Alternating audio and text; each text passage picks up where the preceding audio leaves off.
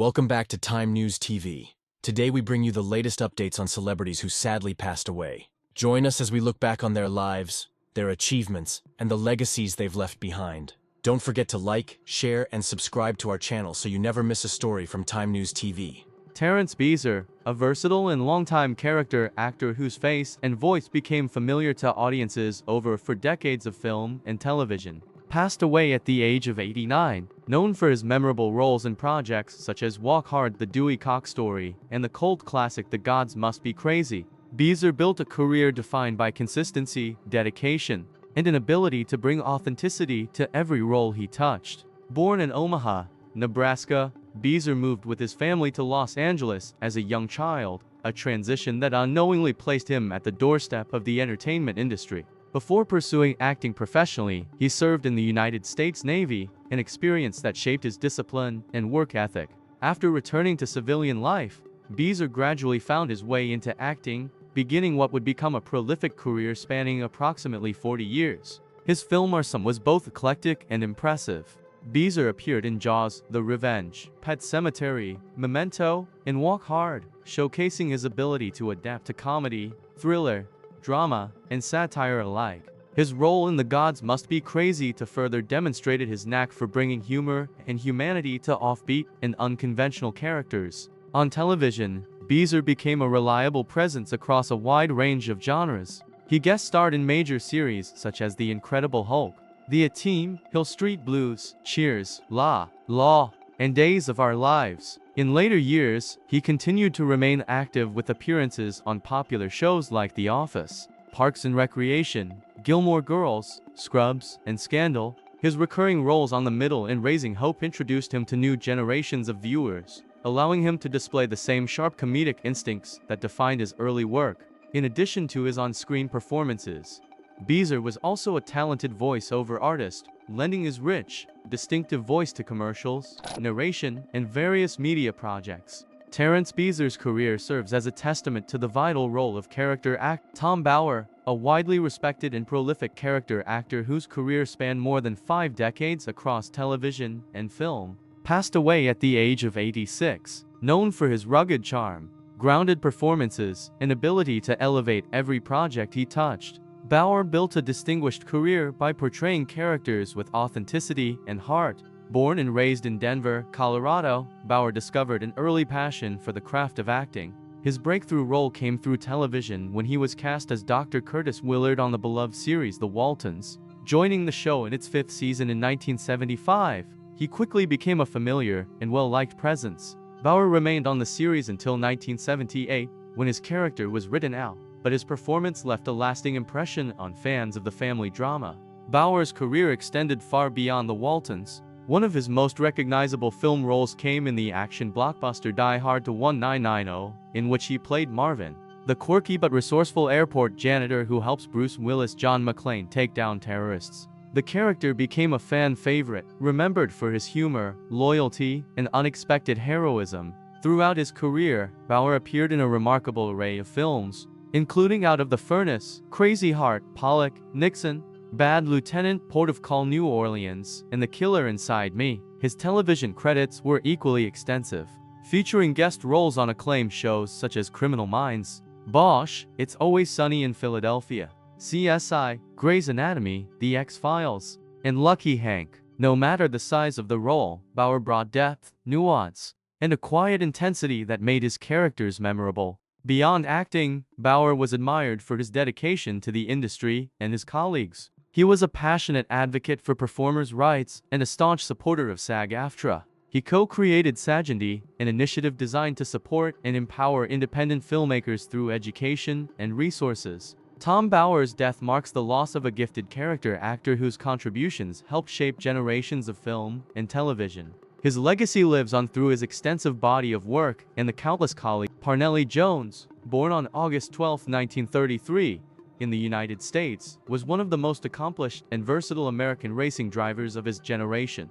Known equally for his fierce competitive spirit and his exceptional engineering instincts, Jones carved out a legendary place in motorsports history through his achievements in the Indianapolis 500, the Baja 1000, and the Trans Am Championship. His combination of skill, innovation, and determination helped shape the evolution of American auto racing for decades. Jones first gained national attention at the Indianapolis Motor Speedway, where he made history in 1960 by becoming the first driver to qualify at over 150 miles per hour, a milestone that signaled a new era in racing performance. The following year, he cemented his status as a superstar by winning the 1963 Indianapolis 500, driving with a blend of boldness and precision that became his trademark.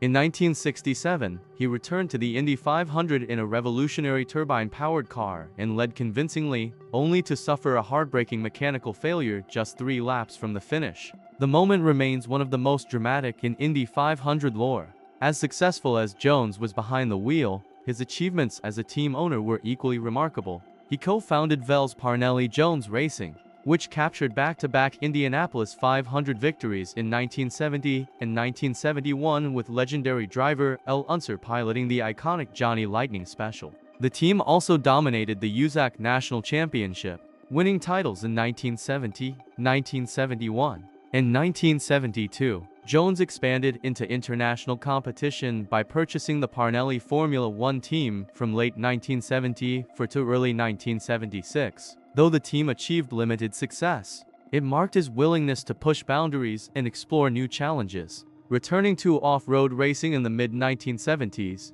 Jones again found success, this time as an owner of Walker Evans' 1976 Score truck, which won the championship. The pair continued their winning partnership with the 1977 Core Class II title.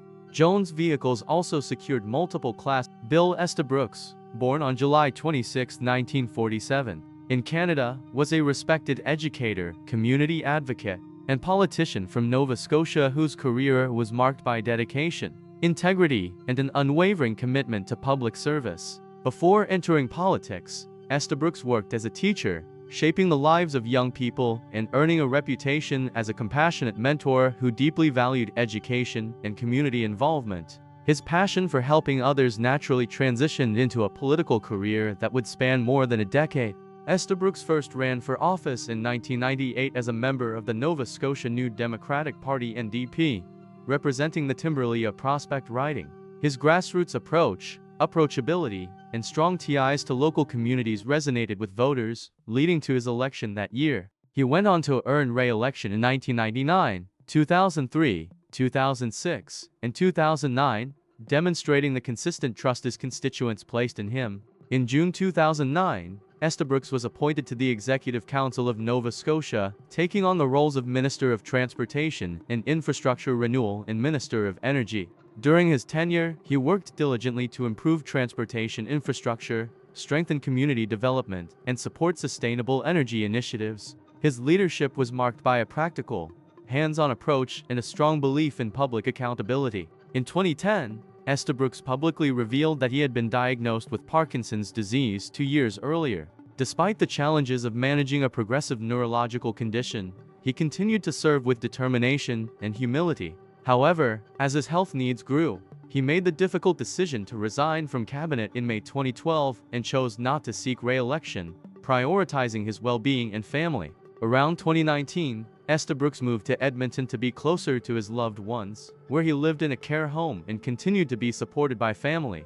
Even in retirement, he remained admired for his lifelong dedication to community service. Bill Estabrooks passed away at the age of 76 after suffering a stroke. He leaves behind a legacy defined by service, compassion, and a steadfast commitment to improving the lives of Nova Scotians through education, public leadership, and sincere humanity. John Blackman, born on July 14, 1947, in Australia, was a well-loved radio and television presenter, voice artist, comedy writer, and author whose distinctive voice and sharp comedic timing made him one of the most recognizable personalities in Australian entertainment. Over a career spanning 5 decades, Blackman became a staple of both radio and television, winning the affection of audiences nationwide with his humor, spontaneity, and unmistakable vocal talent. Blackman's career began in earnest in 1970 when he joined to Canberra, where he spent 18 months working in various on-air shifts. His versatility and natural broadcasting charm soon caught wider attention, and in 1971 he moved to Melbourne to join 3AW,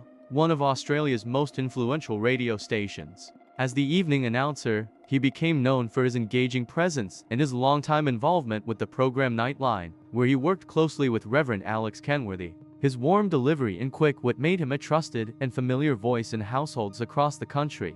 However, Blackman is most widely remembered for his iconic role on the Nine Network's long-running variety series Hey Hey It's Saturday, where he served as the resident voice-over artist and comedic commentator from 1971 to 1999. His booming voice, lightning-fast quips, and larger-than-life on-air persona helped define the show's unique style.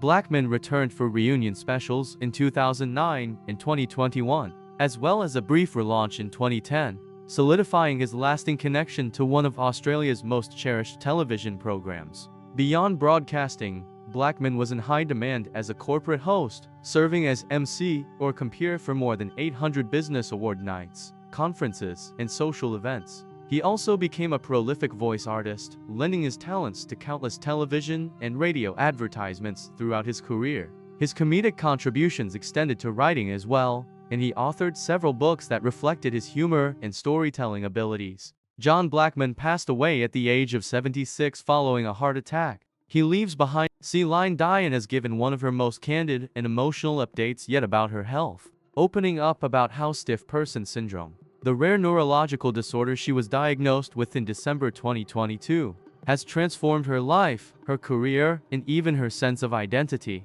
In her first televised interview since stepping away from the spotlight, the global superstar spoke with remarkable vulnerability on Today, sharing the painful reality of why she can no longer sing. Dion explained that the illness has caused severe, uncontrollable muscle spasms that directly affect her voice. "It's like somebody is strangling you," she said, describing the terrifying feeling of her throat tightening. "It's like someone is pushing your larynx and pharynx," demonstrating the effect in a strained, high-pitched voice. She added, "You can't go high or low." For an artist whose career was built on soaring vocal range and emotional power, the loss has been devastating.